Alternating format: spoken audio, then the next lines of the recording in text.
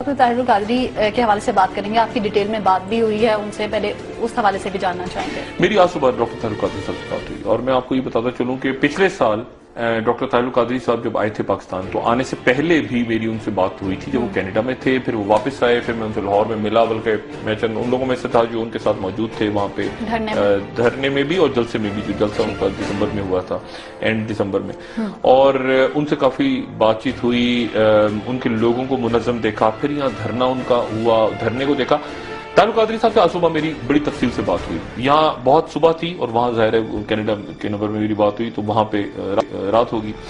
लेकिन ताहिरुल कादरी साहब जो हैं, दो तीन बातें बड़ी इंपॉर्टेंट हैं। एक तो यह है कि ताहिरुल कादरी साहब एक फाइनल टारगेट की तरफ वो बढ़ रहे हैं और वो बिल्कुल वो इस बात को बार बार कह रहे हैं कि जो मैं एक साल पहले कह रहा था, क्या गलत कह रहा था। एक एक बात, अगर मैं कह रहा था कि ये फ्रॉड है, अगर मैं कह रहा था कि सिस्टम में गड़बड़ होने जा रही है, अगर मैं कह रहा था महंगाई बढ़ेगी, अगर मैं कह रहा था कि ये थोड़ी सी सफाई सिस्टम की होनी चाहिए, कौन सी बात करप्शन, अगर मैं कह रहा था कि ये टैक्स चोरों को और इनको इलेक्शन में नहीं आने, क्या मैं गलत कह रहा था। क्या मैं इलेक्शन कमीशन के बारे में गलत कह रहा था कि ये फ्रॉड इलेक्शन कमीशन है। क्या मैं गलत कह रहा था नादरा के बारे में। वो सारी बातें ताहिरुल कादरी, और ताहिरुल कादरी साहब ये महीना जो है रबीउल अव्वल का, ज्यादातर ये इंडिया में गुजारेंगे, इनकी बड़ी ह्यूज फॉलोइंग है।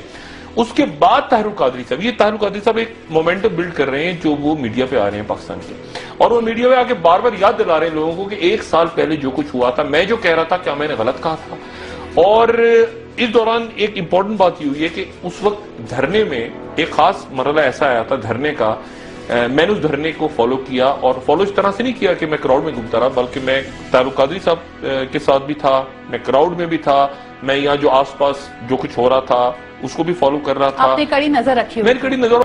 अभी आप आ जाए ताहिरुल कादरी साहब फोकस कर रहे हैं और वो बढ़ रहे हैं उस कल्मिनेटिंग पॉइंट की तरफ, जहां पे वो कह रहे हैं कि मैं आखिरी यहाँ पे एक बड़ा इज्तिमा करूंगा। और इस दफा फर्क ये है कि वो जो उनकी जो बिटरनेस डेवलप हुई इफ्तिखार चौधरी साहब के साथ, वो एक्सपेक्ट नहीं कर रहे थे कि ये होगा, क्योंकि आपको शायद याद हो कि उन्होंने मुतालबा ये किया था कि इंटरिम सेटअप लाया जाए फौज और अदालत की रजामंदी से, और वो ये भी कह रहे थे कि ये बहुत से जो जजेस बैठे हैं ये मेरे स्टूडेंट्स हैं। वो एक्सपेक्ट नहीं कर रहे थे कि अदालत में वो कुछ होगा जो उनके साथ हुआ, और उसकी और वजूहात हैं कि अदालत में जो कुछ हुआ वो क्यों हुआ। क्योंकि जब जजेस से मैंने बात की, कुछ जजेस से मेरी बात हुई बाद में, मैंने कहा जी आपको सुनना चाहिए था, इफ्तिखार चौधरी साहब को और बाकी जजेस को सुनना चाहिए था कि ताहिरुल कादरी साहब क्या बात कर रहे हैं। जज का पॉइंट ऑफ व्यू था कि एक ऐसा इंप्रेशन क्रिएट हो गया था हमारे बारे में, जब खासतौर पर ताहिरुल कादरी साहब ने कहा कि आधा फैसला आ गया और आधा कल आएगा, और कल तक दोपहर तक आसिफ जरदारी साहब पार्लियामेंट तोड़ दें, ये पार्लियामेंट खत्म हो चुकी है, कि हमारे पास कोई सूरत हाल ऐसी बची नहीं थी। जो हम करने भी जा रहे थे हम रुक गए कि ऐसा ना हो कि ये बिल्कुल लगे कि हम साथ मिलेंगे। लेकिन उसके बावजूद ताहिरुल कादरी साहब को सुनना चाहिए था, इफ्तिखार चौधरी साहब को, और उस तज़हीक का जो फैक्टर था वो जो बाद में इमरान के साथ भी हुआ, वो मेरे ख्याल से इफ्तिखार चौधरी साहब अगर अवॉइड करते तो बहुत अच्छा था। उनको सुनना जरूर चाहिए था ताहिरुल कादरी साहब के जो पॉइंट्स थे, और जब वो बाहर से आए, लेकिन वो एक बात के सुनना ही नहीं है और कैनेडियन है और ये वो करके, तो वो एक बिटरनेस के साथ ताहिरुल कादरी साहब वहां से गए और उनको दुख भी हुआ उस बात का। लेकिन अब वो जब वापस आएंगे तो मेरा ख्याल से एक फुल पावर के साथ आएंगे, वो तैयारी पूरी कर रहे हैं। और अब मेरा, और बाय द वे वो जाते जाते रावलपिंडी भी रुके थे, और रावलपिंडी भी वो मीडिया पे नहीं चला, लेकिन रावलपिंडी में भी वो एक जगह रुके, खास जगह जो रावलपिंडी, और कैसे उन्होंने कहा रावलपिंडी की तरफ भी इशारा करके कि तुम लोग भी भुगतना, मैं तो यहाँ से जा रहा हूँ, तुम भी भुगतना, मुल्क के साथ क्या होने जा रहा है। तो रावलपिंडी में भी आखिरी छोटा जो था उनका पड़ाव, वहां पे वो कहते कहते आगे गए। तो अब मेरे ख्याल से वो आ रहे हैं, लेकिन डेट मैंने उनसे पूछा बार बार कि डेट क्या होगी, तो डेट उन्होंने कहा कि डॉक्टर साहब मैंने आपसे पहले भी कहा था ना कि ये 2-3 महीने में ये चीजें कल्मिनेट होंगी, बिल्कुल बल्दियाती इलेक्शन के इवेंट्स क्रिएट होंगे। ताहिरुल कादरी साहब इलेक्शन में हिस्सा नहीं ले रहे, मैंने उससे खास पूछा, और उन्होंने ये बात मुझे कही कि मिनहाज कुरान, मैंने उससे कहा मिनहाज को अलग रखें, फिर क्या करने जा रहे हैं और क्या करने आ रहे हैं। देखिए ना, वो उनका पॉइंट ये है कि भाई मसला देखिए ना, जमहूरी सिस्टम चलना चाहिए, 73 का आइन चलना चाहिए। वो जो पहले भी बात, वो फिर भी कह रहे हैं कि मैं तो इस आइन की बात कर रहा हूँ, ये आइन का ये आर्टिकल ये होना चाहिए। वो पढ़ाते रहे हैं, वो पढ़ाते रहे हैं, पंजाब यूनिवर्सिटी में पढ़ाया है उन्होंने बाकायदा, मतलब, और वो मतलब प्रॉपर वो लॉ के, एक इंटरनेशनल लॉ के वो टीचर हैं। ताहिर कादरी साहब के साथ एक मसला है, और मसला ये है ताहिर कादरी साहब के साथ कि लोग हमारे मुल्क में बदकिस्मती से बात नहीं सुनते।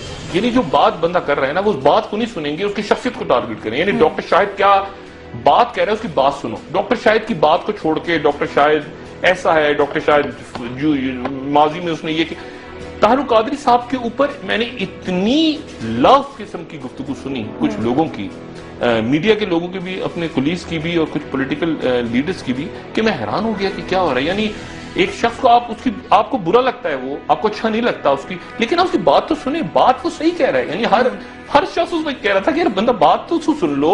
अगर कोई टैक्स डिफॉल्टर्स हैं, अगर इलेक्शन कमीशन में गड़बड़ हुई है, अगर मामलात करप्शन, बात तो सुनो। और ये जो इलेक्शन वाली बात थी कि इलेक्शन को डिले, ताहिर कादरी साहब ने फिर इसकी वजाहत की कि मैं इलेक्शन डिले नहीं करवाने जा रहा, मैं चाह रहा हूं ये सुकम खत्म हो जाए, इस तरह केयर टेकर। उसका नतीजा क्या हुआ? वही फखरू भाई। और तो मेरे ख्याल से ताहिर कादरी साहब की बातें, मैं ये नहीं कह रहा कि मुकम्मल होती, बहुत हद तक उनकी बातें दुरुस्त साबित हुई, और ये वो बातें थी जो हम भी कर रहे थे। मेरे जैसे आदमी तो लोग तो कर रहे थे, कम से कम हमारा इख्तलाफ भी था, ये था जमहूरी डीएनए ना होते। मियां नवाज शरीफ को ये खतरा था कि कहीं ऐसा ना हो कि ताहिर कादरी साहब की वजह से जमहूरियत डीरेल हो जाए। और जरदारी साहब ने उस जमाने में भी ये कहा था इजिप्ट मॉडल आ रहा है पाकिस्तान में, जरदारी साहब ने फिर डराया था। तो मियां साहब, फिर आपको याद होगा, मियां साहब और बाकी सारी पार्टी इकट्ठी हो गई थी कि इलेक्शन टाइम पे होना चाहिए। और लेकिन एक तासुर ये उस जमाने में आया कि फौज पीछे है।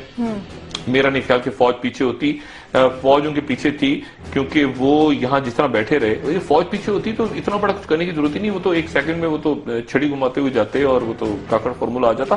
फौज पीछे नहीं थी। और लेकिन हुआ ये कि वो इस तरह से ब्रैकेट किया गया ताहिर कादरी साहब को।